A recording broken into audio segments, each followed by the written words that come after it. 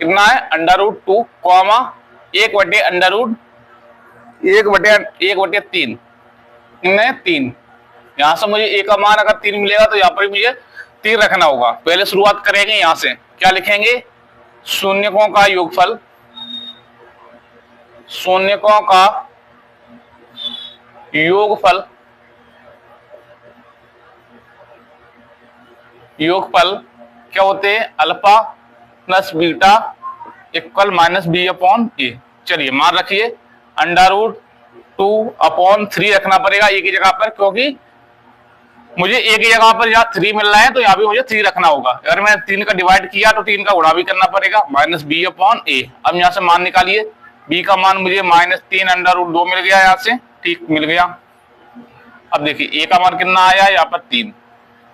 Okay, अब देखिए शून्यकों का गुणनफल, अब लिखेंगे आप शून्यकों का गुणनफल, शून्यकों का गुणनफल, शून्यकों का गुणनफल क्या होता है alpha into beta equal c/a। रखिए मान 1/3 इक्वल c/a। यहां पर लिख देता हूं, उधर मन दिख नहीं रहा होगा आपको। a का मान 3 है और c का मान कितना है 1।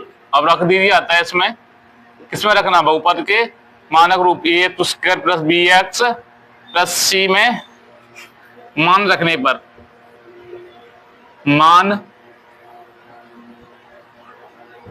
रखने पर रखिए मान a का मान कितना मिला है आपको।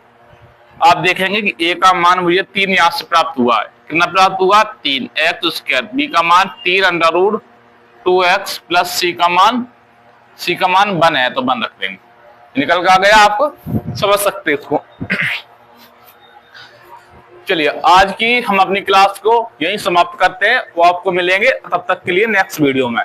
आपके आगे के जो क्वेश्चन शेष रह गए हैं आप उन क्वेश्चन को करिए, नहीं आपको आते हैं तो आप उसका कमेंट करिए, मैं आपको उसका आंसर या मैं आपको यहाँ करवा दूंगा। ठीक, धन्यवाद आप लोग।